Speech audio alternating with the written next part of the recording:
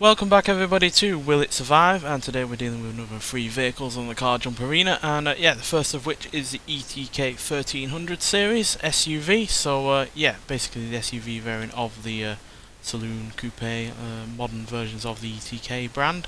And I've not had the best experiences with this car in terms of its quite fragile axles and the engine not being the toughest, but hopefully it will be able to survive. I'm just not expecting it to do so the first time round, because obviously we're going flat out, and even though this is not the top of the range version, as you can see it's still going quite quick.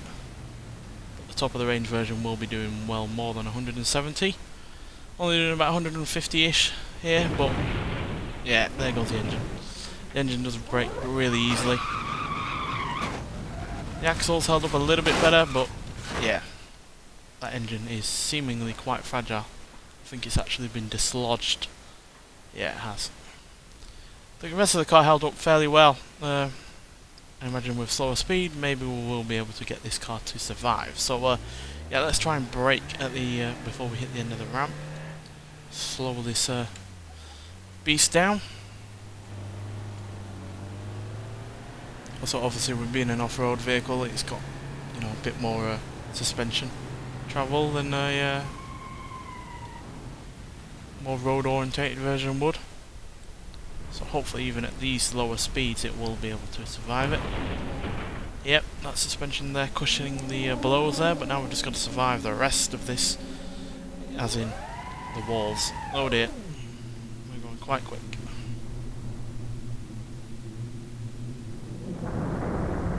Yeah, there goes the rear drive shaft, there goes the engine.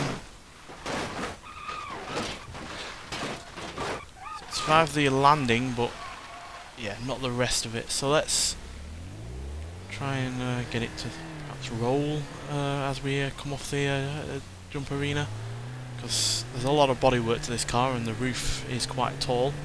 So if it can take a lot of punishment on the roof and not on the engine or the front wheels, then that'll be better.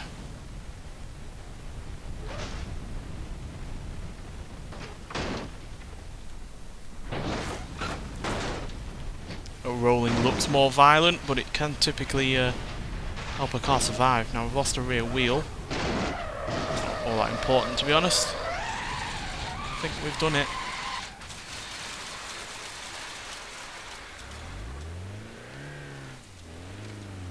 Hang on, need to take the traction control off, because that can limit a car's movements while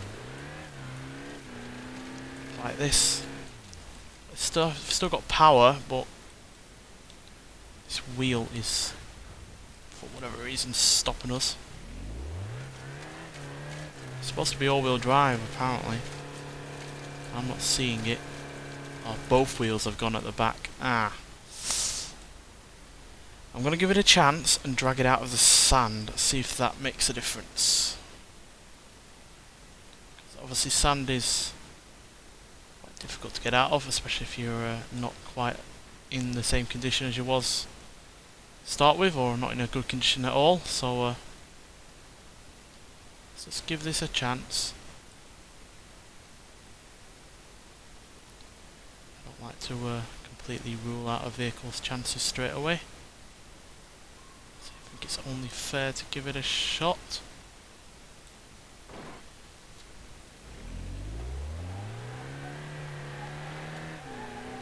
Well, it's moving, but yeah, I don't think this might well be the all-wheel drive version. For some reason, an SUV is only available in rear-wheel drive for whatever reason. Let's just check the cars versions. Yeah, it's only rear-wheel drive. I imagine an all-wheel drive version would do well. Yeah, the higher, more powerful versions are only all-wheel drive. But then again, if it had been the more powerful version, it might well have not survived with the excessive speed. So yeah, that is a bit of a shame. It limps, but it does not get up to 20 mile an hour or anything like that, and it's certainly not really able to go anywhere anymore. So yeah, bit of a shame there that it's the only rear-wheel drive version, but quite frankly, all of them should be all-wheel drive if it's going to be an SUV. Right, let's move on to something completely different, and yeah, I think we're going to get in a limo of some sort, 'cause we've not had one of them for a while. The Garand has a limo version. It's got a 4-door version and a 5-door version. I think we'll just go for the 4-door version, because I think that'll be a bit more rigid in terms of bodywork. Might help it survive a little bit better. Even so, this is still not a slow car, despite being a limo and based on the Garand.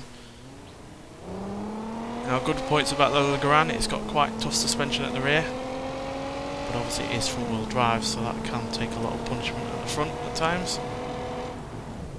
So how much punishment the ETK took at the front, so and that was only rear wheel drive, so yeah, hopefully this can survive it. Well, we've lost a half shaft, but it might still be able to drive on one wheel.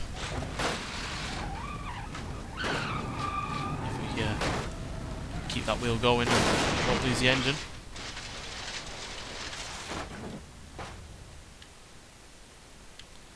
Let's drag it out, see if it still survived. That was quite a heavy impact.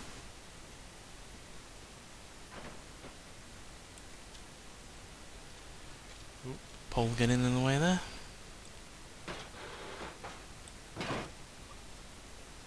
Turn that engine back on. Nope, it's not allowed to run on one wheel, unfortunately. But yeah, that is really heavily smashed up, so it's no real surprise that it's not still able to run. Right, let's slow down a little bit, see if that helps.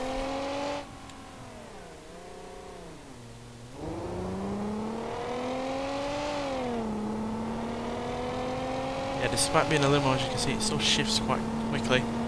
It's getting up to the same kind of speeds really as ETK was. Will this survive this bit?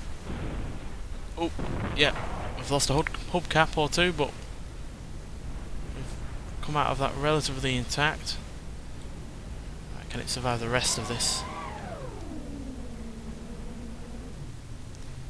I'm doubtful, to be honest. Shredded the bonnet off that.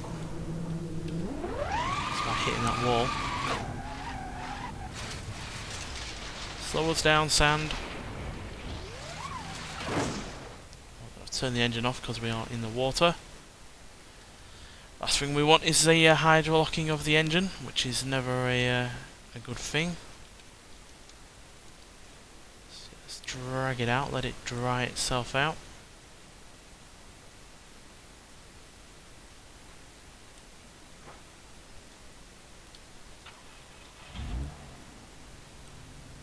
A little bit smoky, but it still moves. By God, it still moves somehow. Not got the best turning circle anymore, but we still are able to turn to some degree. Yeah, it steers like a pig now. So that's that wheel that's only really able to drive anymore, which is pretty much all we need it to do.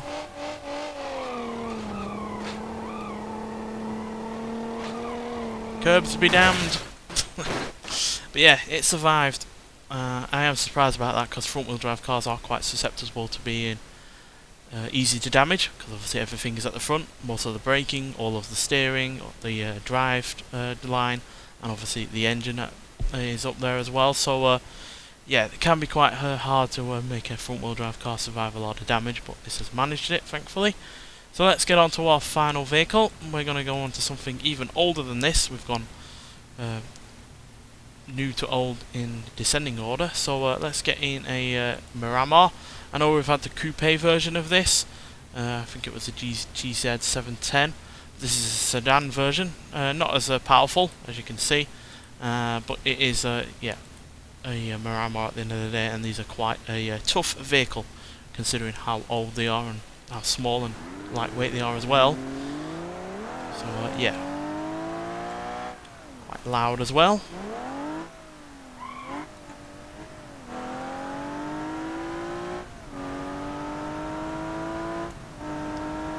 Does sound good though. And again, getting up to more than 150 miles an hour. Quite a speedy episode today. We are coming down on our side, but this is going to expose one of those front wheels. Oh dear.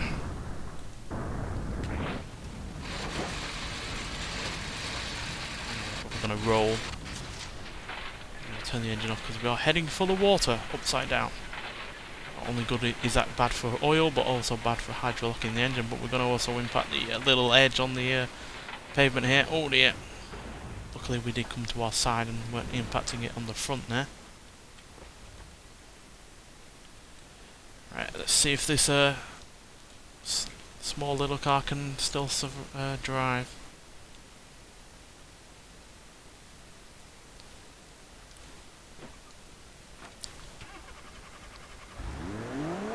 Still driving, just about. You can tell the suspension has collapsed on one side. It's quite the wonky car, but it is still able to just about move. And still able to steer as well. In fact, it's not even steering that much to the right. Hell, we're even getting up to more than 70 miles an hour, which is mighty impressive given what this car's just been through. Curve to be damned. Ow. But yeah, the Miramar there surviving. Massive surprise. And to be honest, the modern car is the one that let the side down today on this episode, with the ETK not really being all that strong at all, despite being modern and quite a large, weighty vehicle. And yet the lightweights, as in, you know, a lightweight sedan and a relatively light limo. Obviously not all limos are quite light at all, but compared to some of the limos on this game, it is quite lightweight in with the Legrand. So yeah, massively surprised that the Legrand and this have survived. This particularly because it's quite lightweight, and even though it is quite hardy at times, it is also easy to brake because you've only got a rear drive line there, and which is reasonably long, and yeah, certainly got those wheels quite exposed on the landing as well. But yeah, despite the suspension collapsing on one side, still able to drive, and yeah, despite the Legrand being front wheel drive, that also survived. So yeah, 2 out of 3 really ain't bad. Nonetheless, thanks for watching, and I'll see you in the next one. Bye.